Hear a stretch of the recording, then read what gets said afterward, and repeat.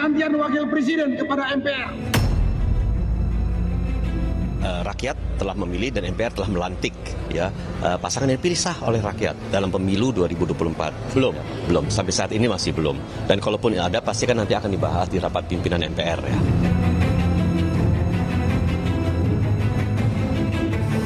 Kalau mau memulai prosesnya yang konstitusional, ya, harus kita berbasis pada konstitusional, maka seharusnya menurut saya bisa dilanjutkan ke proses impeachment melalui DPR.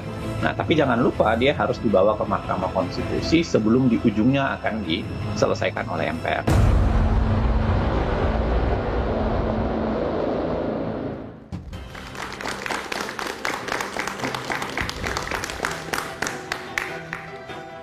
Selamat malam. 100 lebih purnawirawan TNI dari berbagai angkatan membuat kejutan. Mereka mengusulkan 8 tuntutan. Salah satunya pemakzulan Wakil Presiden Gibran Rakabuming Raka.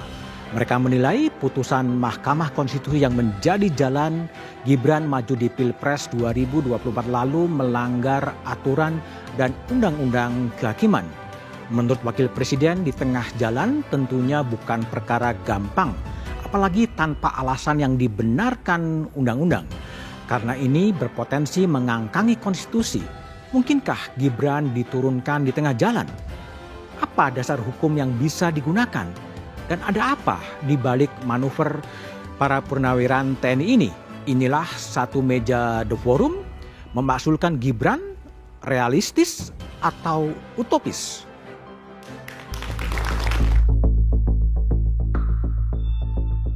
Forum Purnawirawan TNI mengusulkan agar Gibran Rakabuming Raka dicopot dari jabatannya sebagai Wakil Presiden RI. Usulan penggantian Gibran tertuang di dalam poin terakhir dari 8 poin yang jadi kesepakatan Forum Purnawirawan TNI. Mengusulkan pergantian wakil presiden kepada MPR. Karena keputusan MK terhadap pasal 169 huruf Q Undang-Undang tentang Pemilu telah melanggar hukum acara MK dan Undang-Undang Kekuasaan Kehakiman. Pakar Hukum Tata Negara Universitas Andalas Ferry Amsari menyebut, usulan Forum Purnawirawan TNI agar Wakil Presiden Gibran Rakabuming Raka dicopot dari jabatannya adalah hal yang tidak sesuai undang-undang. Ya, satu, semua orang punya hak bersuara. Tapi kalau pertanyaannya apakah pilihan purnawirawan TNI untuk mengusulkan impeachment Gibran kepada Presiden sudah pasti tidak sesuai undang-undang dasar. Pasal 7A, pasal 24C itu semua mengatakan harus usul DPR. Jadi kalau mau benar, purnawirawan itu datang ke DPR mengusulkan untuk pembahasan impeachment Wakil Presiden. Sementara itu, Ketua DPP PDI Perjuangan Bidang Kehormatan, Komarudin Watubun menyebut, usulan dari Forum Purnawirawan TNI agar mencopot Gibran sebagai Wakil Presiden harus ditanggapi secara serius oleh Presiden Prabowo. Begini, kalau menyangkut purnawirawan ini kan orang kita lihat ya, ini bukan relawan. Kalau usulan relawan perlu kajian lebih dalam. Tapi kalau usulan purnawirawan itu harus ditanggapi serius oleh Presiden. Karena itu purnawirawan yang juga bukan kelas abal-abal. Istana menyebut, Presiden Prabowo mengetahui 8 poin yang disuarakan Forum Purnawirawan TNI tersebut. Penasihat khusus Presiden Bidang Politik dan Keamanan Jenderal TNI Purnawirawan Wiranto mengatakan, Presiden Prabowo tak bisa merespon permintaan itu karena di luar kekuasaannya sebagai presiden. Kekuasaan beliau, kewenangan dia terbatas juga, ya. Dalam negara yang kita menganut rias politika, ada pemisahan antara eksekutif, legislatif, dan yudikatif. Iya, kan ada kan 8 poin itu, ya. Sekarang sudah beredar di medsos, ya. Sudah ada banyak komentar yang muncul, maka inilah ya sikap presiden, ya, bukan mengacuhkan, ya, tapi tetap menghargai, ya, karena kita paham bahwa perbedaan itu ada yang pro, ada yang kontra. Perbedaan di masyarakat itu wajar-wajar saja. Hampir 2 pekan isu penggantian Wapres ini terus bergulir. Publik menunggu sikap resmi pemerintah atas wacana ini. Jangan sampai menjadi bola liar yang justru menunjukkan buruknya hubungan antara presiden dan wakil presiden. Karena usulan ini disuarakan oleh seratusan purnawirawan TNI yang tentunya memahami perundang-undangan dan konstitusi.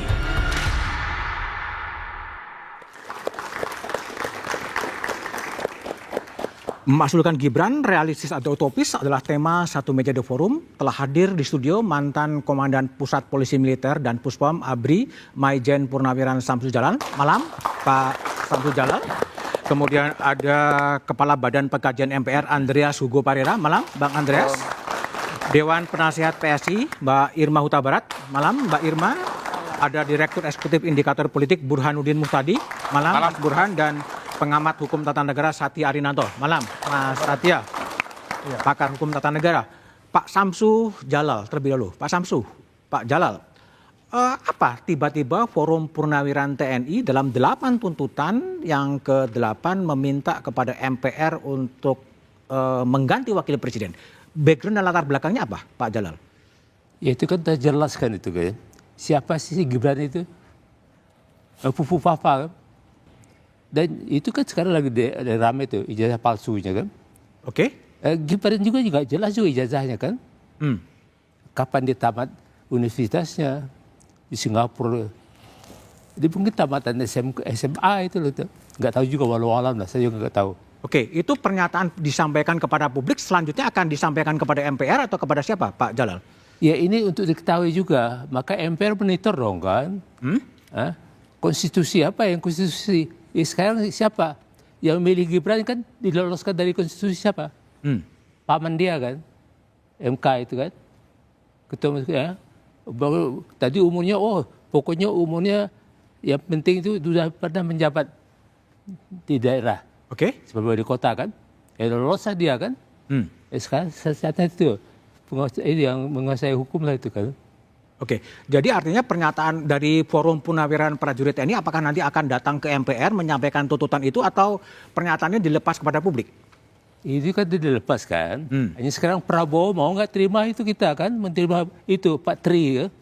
Pak Tri mantan Panglima ABRI, mantan wakil presiden lagi kan. Oke. Itu nggak main-main kan. Berapa orang jenderal yang mendatangi dan beberapa kolonel itu kan. Dan itu Purnawiran TNI ya. Jangan Polri gak ada, ya. Saya ada Puspom ABRI, saya tahu Polri. Tahu kan Polri kan? Polisi tidur juga reportkan dari polisi bangun kan? Polisi kan perkara orang lain sumber income gitu. Oke. Baik, oke. Bang Andreas dari MPR, apakah MPR juga sudah menerima secara langsung tuntutan dari Forum Purnawirawan Prajurit TNI? Tahu saya, kan saya di Badan Pengkajian, biasanya kalau masuk itu lewat pimpinan gitu, pimpinan MPR. Tapi saya kira kemarin Pak Ketua MPR juga menyampaikan bahwa itu belum ada apa yang resmi surat masukan.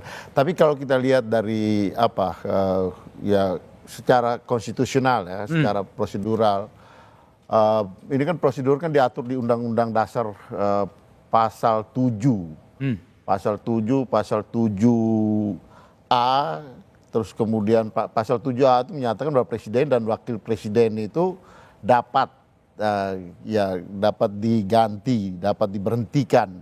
Nah, Pasal 7B dasar poin 1 sampai 7 itu mengatur tata caranya, gitu. Tata cara untuk pemberhentian presiden atau wakil presiden. Nah, proses itu tentu harus mulai dari DPR tentunya. Dari DPR kan kemudian ke Mahkamah Konstitusi untuk 3 hal. Kenapa seseorang itu presiden dan atau wakil presiden itu diberhentikan. Alasan yang berkaitan alasan hukum, pidana, alasan administratif, kalau tidak sanggup lagi, tidak bisa menjalankan tugas-tugasnya, atau alasan etik.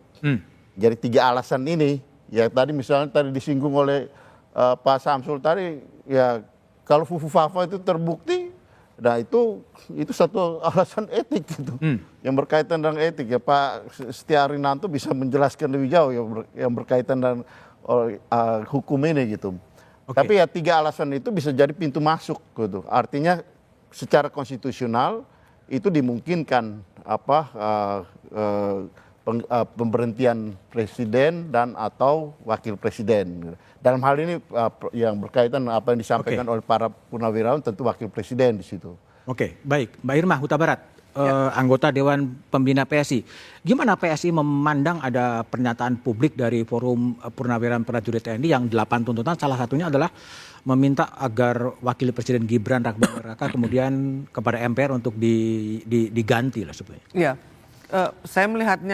Kami melihatnya dari 2 sisi ya. Substansinya bahwa ada masukan dari para purnawirawan yang meskipun tidak mewakili seluruh purnawirawan, karena kan ada PPAD, PPAU, LVRI, PPAL, Pepabri, Legiun Veteran yang belakangan ini juga kalau nggak salah baru hari ini sudah mengeluarkan surat pernyataan bahwa itu bukan pendapat dari seluruh purnawirawan.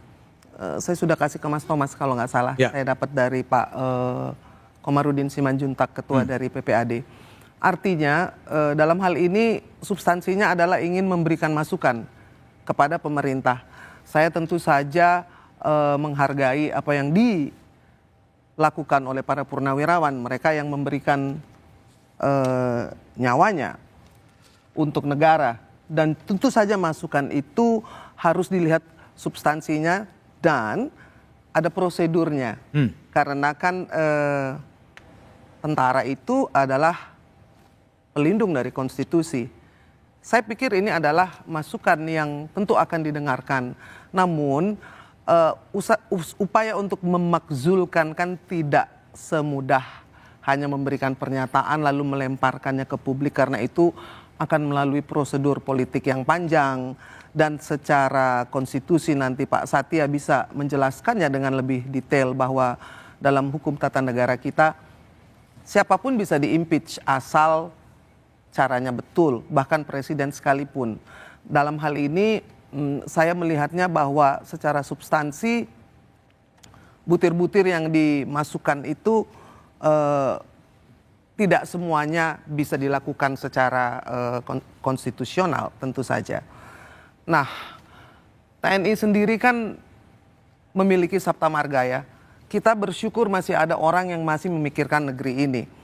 Kalau nggak salah Sabta Marga yang ketiga ya Pak Samsu ya, bahwa kami kesatria Indonesia yang bertakwa kepada Tuhan Yang Maha Esa serta membela kejujuran, kebenaran, dan keadilan.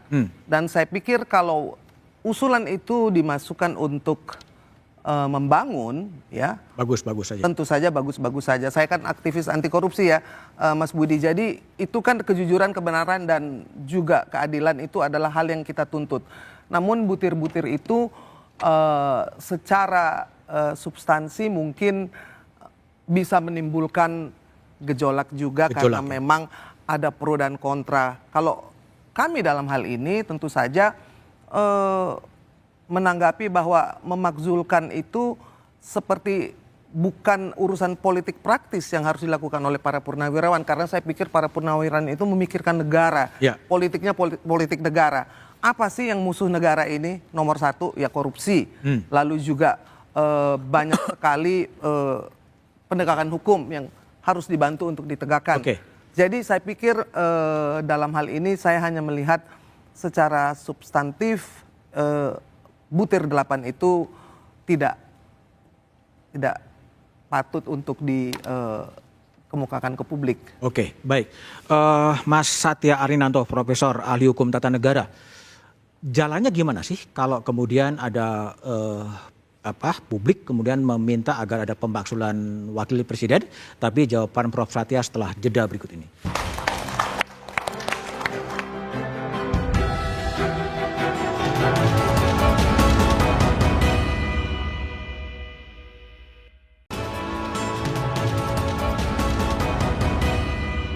Ketika KPU menghitung suara yang dinyatakan unggul dalam pemilihan presiden 14 Februari 2024, adalah pasangan Prabowo Subianto bersama Gibran Rakabuming Raka, calon presiden dan calon wakil presiden.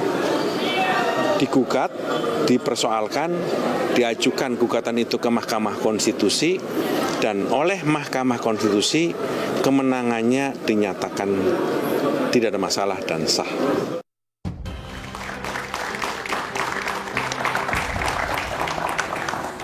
Masih bersama saya Budiman Tanurjo di Satu Meja The Forum, Prof. Satya Arinanto.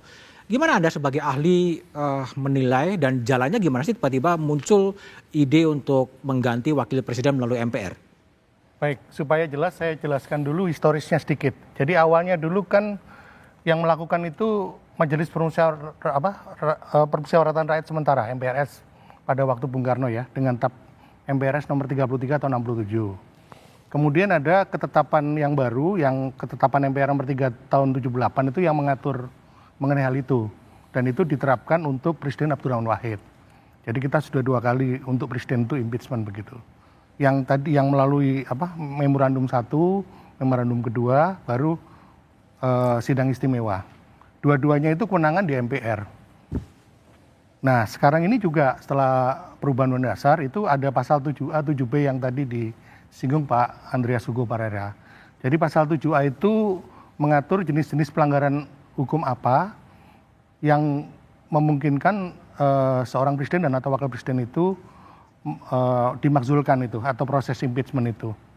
Nah pertama itu ada beberapa kriteria pelanggaran hukum. Ya, ada pengkhianatan terhadap negara, ada korupsi, ada penyuapan, ada tindak pidana berat lainnya, ada perbuatan tercelah. Kemudian kriteria ke-6 itu perbuatan yang bertentangan dengan undang dasar. Kriteria ke-7 kalau dianggap tidak bisa menjalankan tugasnya lagi sebagai presiden dan wakil presiden. Nah itu dalam pasal 7A. Nah pasal 7B-nya itu mengatur mekanismenya.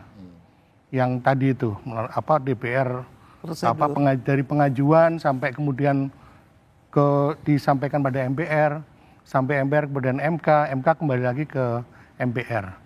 Nah di situ esensinya itu sebenarnya tetap jadi kewenangan MPR. Seperti MPRS dan yang memberhentikan Presiden Soekarno dan MPR yang memberhentikan Presiden Abdurrahman Wahid. Tetap di MPR, tapi sekarang minta legal opinion dulu kepada MK.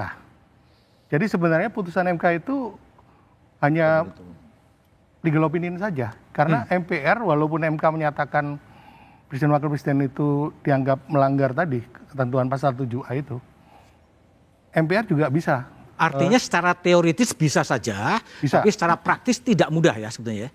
Ya lewat itu tadi, lewat prosedur ini. Begitu. Lewat prosedur itu. Ya, dan kemudian kan ada lagi pengaturan ketika tahun 2009 itu DPR membuat Undang-Undang 27 tahun 2009 tentang MD3 yang menggantikan Undang Susduk mengenai hak-hak DPR dalam bidang pengawasan yang disebut dalam pasal 7B itu dijabarkan, ada tahapannya. Pertama hak interpelasi, kedua hak angket, ketiga baru hak menyatakan pendapat gitu. Oke. Tapi kalau yang ini lebih, kalau impeachment-nya itu karena kebijakan yang dilakukan oleh pemerintah awalnya begitu. Ya, oke, baik. Jadi saya lihat ada 2 pintu sebenarnya. Pintu yang langsung ke 7A 7B Undang Dasar atau pintu yang melewati hak pengawasan DPR tadi begitu. Oke, baik. Ya. Prof. Burhan Nudin Muhtadi, apa yang Anda baca? Ini sebuah political statement atau sebetulnya apa yang Anda lihat? Iya, memang lebih tampak political statement ya. Karena kalau kita melihat penjelasan Pak Satria maupun secara politik, memang berat ya untuk melakukan proses pemakzulan di saat 81% kekuatan pemerintah itu menguasai parlemen. Parlemen. Nah, hitung-hitungannya tidak mudah untuk mengubah itu. Tetapi faktor statistik jumlah anggota parlemen kan bukan satu-satunya cara untuk membaca mengapa statement ini muncul. Tetapi kita bisa melihat efek kualitatif dari pernyataan para purnawirawan. Jangan lupa kalau kita flashback ke belakang Mas Budiman, memang isu penuntutan mundur kepada pemimpin nasional itu bukan isu baru. Bahkan sudah terrealisasi minimal pasal impeachment pernah diberlakukan untuk Soekarno maupun Abdurrahman Wahid. Tetapi yang terjadi kalau kita bandingkan ke belakang, Pak Habibie pernah juga diminta mundur, Pak SBY juga pernah, Pak Jokowi apalagi. Tetapi baru kali ini tuntutan mundur, tuntutan diganti itu diarahkan kepada Wakil presiden. Nah pertanyaannya, kalau secara politik itu susah untuk terrealisasi melihat komposisi parlemen semacam itu, lantas bagaimana cara kita membaca? Nah saya melihat apa yang kita lihat belakangan ini itu tidak bisa dipisahkan dari 2029. 2029? Terutama pasca penghapusan presidensial threshold di MK. Jadi dengan adanya kasus ini itu pasti posisi Gibran itu sudah tersandera secara politik. Jadi sulit untuk membayangkan Gibran maju lagi di 2029. Baik sebagai capres atau cawapres. Dan jangan lupa Pak Prabowo sudah diputuskan sebagai capres oleh Gerindra, kemudian didukung oleh PAN. Tetapi yang belum pasti adalah siapa cawapresnya. Jadi saya melihat ini semacam tanda kutip stempel politik yang menyulitkan buat Gibran untuk bermanuver lebih jauh untuk agenda elektoral berikutnya. Jadi sebuah political statement yang ditujukan untuk kepentingan elektoral 2029. Karena tadi komposisi politik tidak per hari ini sulit untuk membayangkan ya 7 partai pemerintah itu melakukan manuver untuk mengganti Gibran sebagai wakil presiden. Jangan lupa mereka yang mendaftarkan Gibran, setidaknya beberapa di antaranya ya sebelum akhirnya ada partai pendukung Anies yang ikut bergabung ke pemerintah. Tetapi jangan lupa pula tadi untuk mengganti secara konstitusional kan tidak mudah. Soal pelanggaran hukum misalnya, kalau misalnya dialamatkan ke putusan nomor 90, menurut Mahkamah Kehormatan MK itu bukan pelanggaran hukum, itu pelanggaran etik. Jelas, karena ada conflict of interest, ketua MK saat putusan nomor 90 diambil itu adalah pamannya Gibran. Tapi bukan pelanggaran hukum. Nah mungkin Bang Andreas tadi bisa dikaitkan dengan pelanggaran hukum yang dikaitkan dengan yang lain. Ini perbuatan tercela ya. Kalau bisa membuktikan Fufu Fafa adalah Gibran. Tapi ini kan bukan hal yang mudah tuh. Jadi poin saya ini lebih kelihatan aspek politiknya ketimbang konstitusi yang secara kasat mata tadi sulit untuk bisa diterobos. Oke, baik Pak Samsul Jalal. Ada analisa dari Prof. Burhan yang mengatakan ini sebenarnya untuk menyandera Gibran untuk 2029. Sebenarnya apa pesan yang mau disampaikan oleh Forum Purnaweran Prajurit TNI? Karena ada 8 tuntutan itu kan, termasuk salah satunya adalah kembali kepada Undang-Undang Dasar lama sebetulnya. Ya ini kita lihat lagi ya. Kok Prabowo itu bisa jadi presiden apa? Ini ada permainan Prabowo dengan Jokowi. Pokoknya Pak Prabowo jadi presiden, tapi anak saya jadi wakil. Soalnya apa? Jokowi kan orang terkaya sekarang kan? Hasil korupsi dia itu kan. Bayar dong, sekarang apa-apa bayar kok. Kita percaya DPR. Oke lah DPR. DPR itu apa? Dewan Perwakilan Rakyat. Ini bukan Dewan Perwakilan Partai-Partai. Dewan Perwakilan Partai-Partai. Sekarang masyarakat bilang itu sampah. Ada komisi-komisi kan. Komisi itu mengeluarkan suatu keputusan juga bayar komisi dulu. Ini mohon maaf nih. Saya nggak tahu juga. Saya ini udah uzur kan. Saya 82 kan. Saya tamat tenaga militer 65. Saya pensiun 99 terakhir. Terakhir saya di Jaksa Agung, Jam Intel. Jadi apa negara kita ini apa sekarang? Ya bilangnya wah udah gelap, iya emang gelap sekarang. Jadi lebih kepada keprihatinan ya sebenarnya. Betul sekali. Keprihatinan dari Purnaweran TNI terhadap kondisi. Jangan bilang Bu Irma tadi bahwa itu bukan perwakilan, bukan TNI. Saya bilang perwakilan, semua ada, Angkatan Laut ada, dari juga. Ya mungkin bukan organisasi formalnya lah ya, PPAD. Semuanya ada perwakilan kok, hanya polisi yang nggak ada, kan itu aja. Baik. Bung Andreas, gimana? Ini kan permainan politik sebenarnya untuk menyandera Gibran maju di 2029.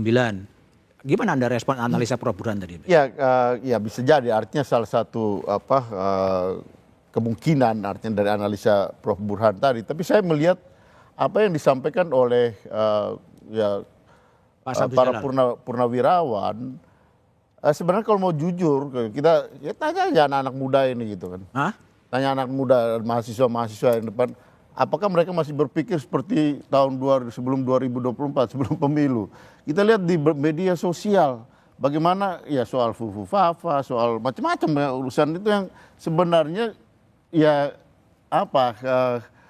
atmosfer yang yang ya itu tidak terlalu menyenangkan lagi untuk yang namanya tadi yang disebut tadi oleh teman-teman para purnawirawan gitu.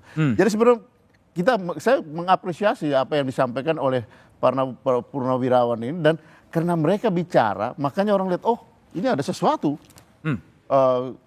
Ya mungkin ya seperti kata teman saya, mungkin kalau hanya relawan ini mungkin orang tidak terlalu perhatian. Gitu. Tapi ini para purnawirawan mereka serius berpikir, dan mungkin mereka menyuarakan apa yang dirasakan juga oleh banyak orang gitu. Oke. Nah ini harus jujur kita melihat ini secara secara politik, secara keseluruhan. Saya melihat kondisi hari ini gitu, lebih pada kondisi hari ini. Baik, nah, bahwa itu persoalan ini kemudian tindak lanjut, nah itu persoalan konstitusi melalui tadi yang saya sampaikan, bahwa itu prosedurnya cukup panjang gitu kan. Tapi kita juga jangan lupa gitu bahwa ada yang tahun 67, kemudian Gus Dur tahun 2001, tapi kan tahun 98 kan juga kita pernah mengalami hal yang sama kan, yang tidak gerakan rakyat itu tidak melalui prosedur ini gitu. Baru 97 ada pemilu, ketika MPR dengan semua begitu suara mayoritas mengetok palu untuk Pak Harto, ya Mei 98 sudah selesai. Jadi situasi seperti ini, apa yang disampaikan oleh para purnawirawan, saya kira ya mereka mengapresiasikan, mengekspresikan apa yang mereka rasakan, dan mungkin juga dirasakan oleh banyak orang. Pak Prof Burhan mungkin bisa menyampaikan itu melalui hasil survei kalau udah ada surveinya gitu. Karena selama ini itu yang menjadi salah satu ukuran yang. Mbak Irma. Jadi kalau tadi saya coba telah, ini adalah sebuah keprihatinan sebetulnya terhadap situasi negeri ini. Anda juga menangkap keprihatinan yang sama yang muncul dalam pernyataan politik dari Forum Purnawirawan Prajurit TNI? Ya, tentu saja. Karena kan para purnawirawan ini kan adalah orang-orang yang masih menjunjung Sabta Marga, walaupun pensiun tetap berpedoman pada Sabta Marga. Dan jangan lupa presiden kita sekarang adalah seorang purnawirawan juga. Artinya Presiden Prabowo tentu akan mendengarkan suara-suara yang memberikan masukan untuk kebaikan negara, yang tadi saya bilang berpedoman kepada menegakkan keadilan, kejujuran, dan juga kebenaran. Nah, masalahnya tadi kita kan melihat bahwa ini inkonstitusional karena dilepas kepada media dan publik. Gimana inkonstitusional ya kalau sebagai pernyataan politik? Ya, kan tadi dikatakan bahwa akhirnya menjadi polemik, PPAD mengeluarkan edaran, PPAU mengeluarkan edaran, PPAL kan terlihat tidak elok. Bahwa para purnawan menjadi berbeda pendapat, yang tentu saja lazim dalam hal ini. Namun juga tidak boleh dilupakan, tadi kan juga Prof Satya mengatakan bahwa ada sejarah bagaimana sejarah pemakzulan. Kita melihat sejarah bagaimana terpilihnya Prabowo dan Gibran. Ya, bahwa Presiden Prabowo terpilih karena wakilnya adalah Gibran Rakabuming. Itu sudah menjadi satu ketentuan. Dan tentu saya melihatnya Presiden Prabowo selain mendengarkan para purnawirawan dan juga suara-suara yang lainnya, itu kan membuat beliau menjadi dalam situasi yang tidak menyenangkan, karena saya tahu bahwa beliau sangat menghargai suara para purnawirawan. Namun ada hal-hal yang memang di luar kuasa dan tidak bisa dijawab. Bahkan tidak bisa menjawab, itu bukan urusan saya. Baik. Salah satu tuntutan dari Forum Purnawirawan Prajurit TNI adalah kembali ke Undang-Undang Dasar yang lama. Kita bahas setelah jeda berikut ini.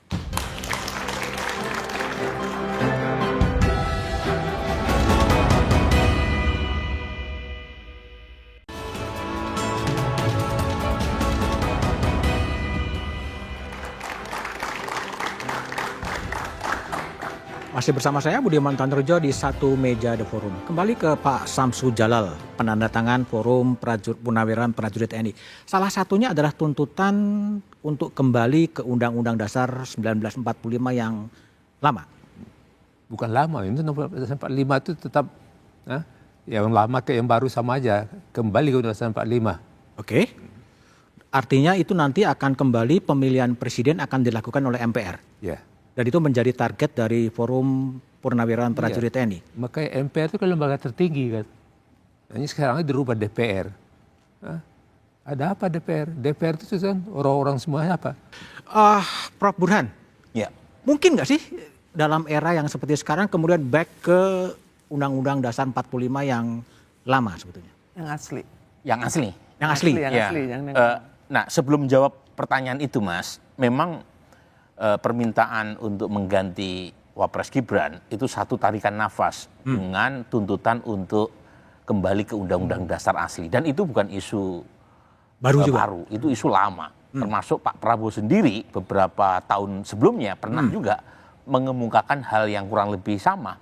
Semangat untuk kembali ke Undang-Undang Dasar 45, di mana salah satu pasal kuncinya adalah pemilihan presiden dan wakil presiden itu tidak di tangan rakyat secara langsung, tetapi di tangan MPR. Nah, pertanyaannya apakah ada hubungan antara tuntutan untuk mengganti Gibran sebagai Wapres dengan perubahan desain institusi berkaitan dengan pemilihan presiden atau wakil presiden atau tidak. Nah, ini kan soal preteks ini penting untuk kita baca. Nah, yang kedua adalah mungkin atau tidak. Nah, lagi-lagi Undang-Undang Dasar kan bukan kitab suci. Oke. Ya, dan tentu kembali ke semangat politik ya, Z-case-nya seperti apa. Misalnya dalam kasus di Turki. Turki itu ada perubahan krusial. Ya. Dan bisa karena AKP partainya Erdogan itu sangat dominan di parlemen. Nah, pertanyaannya adalah apakah hal yang sama itu terjadi dalam konteks di Indonesia? Apakah pikiran lama Pak Prabowo itu akan muncul kembali untuk mengembalikan ke Undang-Undang Dasar 45 setelah beliau menjadi orang nomor 1 di Republik, ataukah beliau bernegosiasi dengan kekuatan-kekuatan politik yang sekarang ada? Dan jangan lupa Pak Prabowo juga melihat opini publik seperti apa. Kalau misalnya opini publik mendukung, mungkin saja terjadi perubahan kembali pemilihan presiden dan wakil presiden ke MPR. Tapi kalau menolak, dugaan saya Pak Prabowo juga tidak akan membentur tembok. Dan itu kejadian pada waktu Balik DPR itu mau melakukan sabotase atas putusan MK berkaitan dengan pilkada. Pak Prabowo berubah arah karena melihat kontroversi yang sangat besar dari rakyat kalau misalnya DPR melakukan proses tanda kutip amandemen terhadap putusan MK yang dianggap reformis. Nah, kaitannya dengan proses pemilihan presiden, nah ini saya meminjam istilah para ilmuwan ya, itu the last line of defense.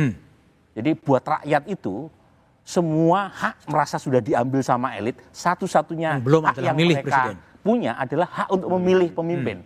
Dan kalau misalnya itu diambil juga, dugaan saya akan semakin besar kontroversi dari publik. Dan itu mungkin akan membuat para elit termasuk presiden berpikir ulang untuk misalnya mengembalikan proses pemilihan ke MPR. Oke, Prof. Fathia, apakah Anda juga membaca bahwa ini adalah sebuah tahapan untuk mengembalikan pemilihan presiden oleh MPR sebetulnya? Ya, kalau kembalinya ke yang asli itu ya. Tapi kalau kita lihat secara teori dan dalam praktek, kan sebenarnya perubahan undang dasar itu ada dua macam. Pertama yang terjadi di dalam undang-undang dasar, yang kedua terjadi di luar undang-undang dasar. Ya. Yang di dalam undang-undang dasar itu yang 4 kali berubah itu. Pasal 37. UUD 45 asli ke Konstitusi RIS 49, Undang Dasar sementara 50, kembali ke UUD 45 sampai ke UUD 45 yang setelah reformasi. Nah, yang di luar Undang-Undang Dasar itu ada 9 kali dulu saya hitung. Termasuk MPR itu dulu pertama kali mengubah pasal 7 itu lewat perubahan di luar Undang-Undang Dasar, yaitu dengan ketetapan MPR yang mengenai pembatasan masa jabatan presiden. Terus ada pemberian kekuasaan yang besar kepada Presiden Soeharto dulu. Ada TAP MPR yang mengatur tentang pemberian kekuasaan kepada Presiden garis miring Mendaris MPR untuk mengambil segala tindakan yang dianggap perlu dalam rangka menyelamatkan pembangunan nasional. Itu kewenangan yang sangat besar. Itu perubahan dasar begitu loh. Jadi, nah secara teoritis itu kalau saya lihat mereka itu kecuali yang kembali itu ya, yang kembali itu kan karena ada kegagalan di konstituante pada waktu itu. Secara umum itu ke hal yang ke depan, kembalian tidak ke teks yang baru, teks yang lama, karena Bung Karno sendiri dulu kan mengatakan bahwa Undang-Undang Dasar 45 itu Undang Dasar revolusi groundwork kata beliau. Nanti kalau kita sudah merdeka kita bikin lagi Undang Dasar yang baru begitu loh. Baik. Padahal beliau yang termasuk pembuatnya kan. Oke, Mbak Irma, kalau Mbak Irma lihat, kalau memang arahnya adalah meminta kembali kepada Undang-Undang Dasar yang asli, apakah ini juga kemajuan demokrasi atau kemunduran demokrasi menurut Anda? Iya, tadi kan sebenarnya kan kalau urusan dari kembali ke Undang-Undang Dasar ini kita kan sudah melalui amandemen beberapa kali dan kita sudah sampai di tahapan di mana kita juga mendapat penghargaan bahwa kita mampu berdemokrasi dengan damai. Kita bisa membandingkan dengan negara-negara lain yang masih lawless dan belum bisa mencapai seperti capaian kita. Ada hal yang lebih, kalau menurut saya ya, lebih menjadi concern bahwa masalah yang terbesar dari bangsa ini ketika ingin mengubah undang-undang, konstitusi dan lain-lain, kita tidak boleh melupakan bahwa masalah kita yang utama itu adalah masalah korupsi yang masih terjadi, ya kan? Dan kita harus mengakui bahwa dari the index corruption perception itu kita masih di judikatif dan juga di legislatif. Artinya kita harus memberi perhatian yang khusus terhadap corruption ini. Apapun yang dilakukan di DPR, di MPR maupun di lembaga-lembaga lain tidak lepas dari urusan ini. Dan saya pikir usulan dari para purnawirawan untuk memperbaiki bangsa dan negara ini tidak menjadi politik praktis karena ada keluhuran di situ, ada nilai-nilai Pancasila, ada Sabta Marga dan juga bagaimana bangsa ini bisa maju kalau kita sendiri masih terkenal sebagai bangsa yang terkorup. Saya bicara tentang ini karena saya bukan ahli hukum tata negara. Namun saya adalah seorang aktivis anti korupsi dan saya juga ikut mendirikan KPK. Artinya banyak masalah yang harus kita hadapi, namun masalah yang utama harus kita prioritaskan. Yang mana dulu? Yang utama, yang mana dulu? Kalau saya bilang sih korupsi itu sudah mencapai ke taraf yang sangat parah. Karena jumlahnya pun sudah tidak masuk akal. Ya kan, ribuan triliun.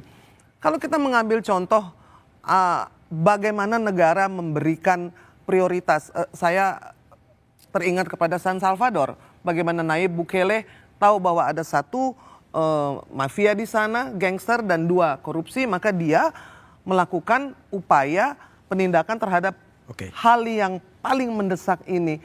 Karena apapun yang kita bicarakan di sini, akarnya itu adalah corruption. Corruption ya? Baik undang-undang yang mungkin tidak sesuai dengan keadilan, baik juga undang-undang yang terlalu memihak kepada partai-partai politik atau elit-elit. Nah itu yang harus kita perbaiki. Kenapa? Karena kalau saya pikir undang-undang perampasan aset koruptor itu menjadi idaman dan juga keinginan dari rakyat banyak yang jauh lebih berkaitan langsung dengan kehidupan mereka. Jadi saya pikir semua harus sepakat fokus ke situ dulu ya. Sepakat dulu. Sebenarnya bangsa ini masalah terbesarnya apa sih? Jadi kita ramai-ramai bicara itu dan mulai dengan diri sendiri, mulai dengan lingkungan sendiri, lalu juga kita bisa mengkritisi, memberi masukan kepada pemerintah. Karena kan Presiden Prabowo berjanji bahwa akan memberantas korupsi. Baik. Yang korupsi minggir. Jadi ya mungkin para purnawirawan bisa memberikan masukan kepada hal-hal yang seperti itu. Menteri-menteri yang korupsi minggir. Kalau ada buktinya dan memang kita bisa ya membuat rakyat menjadi sadar betapa bahayanya korupsi, maka kita bisa menjadi negara yang jauh lebih maju. Baik. Bung Andreas, sejauh mana MPR sudah merespon? MPR gak berulang kali ngomong akan amandemen kelima atau apapun menanggapi pernyataan dari Forum Purnawirawan, gimana soal kembali kepada undang-undang yang asli itu? Ya, saya melihat hal yang kurang lebih mirip dengan apa yang disampaikan oleh Prof. Burhan tadi gitu. Pengalaman di banyak negara, apalagi di dalam masyarakat yang terbuka yang sudah menjadi sangat demokratis seperti yang kita alami, apa yang sudah diberikan kepada rakyat, kalau kita ambil lagi itu akan menimbulkan kemarahan di rakyat, sehingga memang saya kira di situ para pemimpin dalam hal ini tentu presiden juga akan sangat menghitung tadi seperti apa yang terjadi pada 22 Agustus yang lalu gitu, ketika ya DPR ketika itu balik mau merubah undang-undang pilkada itu, tapi dengan respon luar biasa dari rakyat karena mereka merasa bahwa inilah apa yang mereka right to vote untuk memilih apa yang sudah mereka punya gitu, yang lain semua sudah terbagi ke elit politik melalui proses pemilu. Jadi hak dasar mereka yaitu ya sebagai rakyat itu kalau diambil lagi itu akan menimbulkan reaksi gitu. Nah situasi itu mungkin berbeda dengan ketika Bung Karno dulu di dekret presiden, dekret presiden gitu. Oke, baik. Lalu apa yang harus dikerjakan oleh elit-elit bangsa ini untuk tetap menjaga stabilitas politik setelah jeda berikut ini?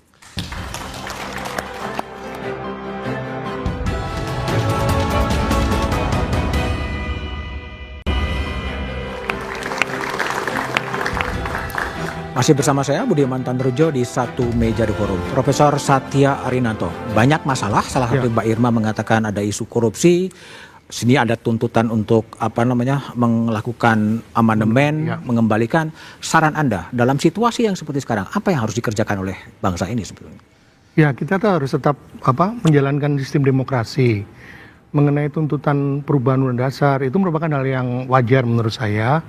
Ya, kita bisa lakukan evaluasi terhadap hal-hal yang mungkin perlu diperbaiki. Tapi mungkin menurut saya tidak kembali ke versi yang asli. Karena yang asli itu seperti dikatakan Bung Karno dulu itu adalah sifatnya undang-undang dasar revolusi. Jadi memang sementara itu. Nanti kalau kita sudah merdeka kita buat lagi undang dasar yang baru yang lebih sempurna sesuai dengan tuntutan zaman begitu pada waktu itu. Oke, baik. Ya. Mas Burhan, jadi gimana? Ada isu korupsi, ada ketegangan geopolitik, ada banyak hal yang harus diselesaikan termasuk juga PR-PR dari pemerintahan Prabowo. Sementara ada isu dari Forum Purnawirawan Prajurit TNI yang kembali ke Undang-Undang Dasar yang asli. Gimana Anda menempatkan diri dalam banyaknya kepentingan-kepentingan itu? Iya, pertama tentu tuntutan dari para purnawirawan itu kita harus baca dalam konteks semacam keprihatinan nasional. Buat bahan kita untuk belajar. Dan menurut saya sah-sah saja. Itu bagian dari desakan kelompok tertentu, ya, terlepas apakah ada nuansa politik atau tidak. Tapi lagi-lagi yang paling utama adalah jangan sampai mengabaikan kita dari akar persoalan yang tadi Mbak Irma sebutkan. Korupsi. Meskipun lagi-lagi terlalu naif juga meminta purnawirawan untuk melakukan eksekusi isu korupsi yang begitu kuat. Karena faktanya pemerintah sekarang kekuatannya sangat luar biasa, 81% di parlemen. PDI Perjuangan sendiri juga bahkan tidak segarang pada masa Pak SBY kan. Jadi sebenarnya kalau Pak Prabowo itu mau melakukan komitmen nasional untuk mengesahkan undang-undang perampasan aset, undang-undang pembatasan uang kartal, gampang. Tapi masalahnya kenapa enggak sampai sekarang? Kenapa? Nah, dugaan saya karena ada konflik of interest antar elit berkaitan dengan perampasan aset, uang kartal, dan seterusnya. Nah, di situ sebenarnya fokus kita sambil melihat nih angka ya. Satu, Bank Dunia menurunkan proyeksi pertumbuhan ekonomi kita 4,4 ya, dari 5,1 menjadi 4,7%. Bank Dunia juga merilis angka kemiskinan yang jauh berbeda dengan yang dirilis oleh BPS. 60% menurut Bank Dunia. Rakyat Indonesia kategori miskin. Indeks saham kita turun 20%. Rupiah turun 10%. Ini persoalannya nggak main-main. Yang menurut saya, kalau kita sibuk dengan urusan ijazah palsu, gitu ya, itu malah melupakan akar yang luar biasa ini. Yang menurut saya harus kita hadapi secara kolektif untuk negara dan bangsa kita. Oke, Mbak Irma. Jadi apa fokus Anda selain korupsi yang harus dipikirkan oleh elit bangsa ini sebetulnya? Iya, sebetulnya memang kalau kita bicara ada masalah pengangguran, judi online, masalah-masalah narkoba, kalau kita lihat lagi masalah penegakan hukum tentu saja, dari semua masalah yang kita bahas itu, akar masalahnya tuh kembali kepada korupsi. Korupsi? Ya, kenapa banyak narkoba, kenapa banyak judi online, kenapa banyak prostitusi online, kenapa banyak kejahatan yang hukum yang sulit ditegakkan karena korupsi. Dan contoh-contohnya itu udah di depan mata kita, Mas Budi. Tapi judul kan nggak diapa-apain juga kan? Iya, itu dia. Kenapa? Kan pertanyaannya kenapa? bahwa ya kita harus mengidentifikasi apa sih sebetulnya yang paling bermasalah bagi bangsa ini. Kalau saya sendiri tetap mengatakan bahwa masalah korupsi itu adalah masalah yang harus di-address oleh semua pihak, termasuk para purnawirawan yang tentu sudah khawatir soal itu. Saya ingat kita punya, tadi dikatakan bahwa kita harus mengikuti prosedur. Nah, prosedur itu kan juga bisa ada korupsi, diantaranya hakim MK kita juga banyak yang masuk penjara. Kita masih ingat ada Akil Mokhtar, lalu ada Patrialis. Artinya ketika kita menggantungkan harapan kepada sesuatu yang belum bersih, maka seperti kita menggantungkan harapan pada asap. Karena gini, waktu pertama kali didirikan KPK itu adalah untuk memberesi 3 lembaga judisial. Nah itu kita kembali kepada masalah yang mendasar yang menyangkut rakyat banyak. Banyak sekali yang mengalami ketidakadilan, masih banyak yang juga menjadi korban dari penegakan hukum. Nah itu yang menurut saya tetap akar masalahnya adalah korupsi. Jadi perampasan aset para koruptor itu adalah keniscayaan. Baik, menurut Bung saya. Andreas. Jadi PDIP ini kan sekarang anak manis nih ya. Artinya kan tenang gitu. Sebetulnya apa saran Anda kepada pemerintah Pak Prabowo Gibran ini sekarang ini? Di tengah banyak isu itu.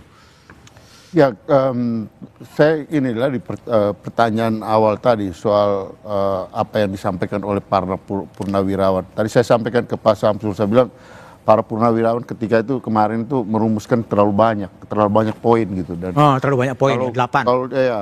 Tapi saya melihat kalau dari akar di situ, akar dari apa yang dirumus, karena saya menghargai apa yang disampaikan oleh aspirasi ekspresi yang disampaikan oleh para purnawirawan.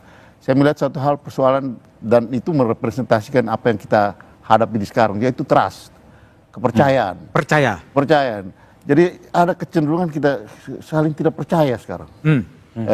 Ya rakyat antara rakyat dan rakyat. Nah ini berbahaya. Saya kemarin dengan teman-teman di luar gitu ya, dari luar yang mereka bicara tentang kita.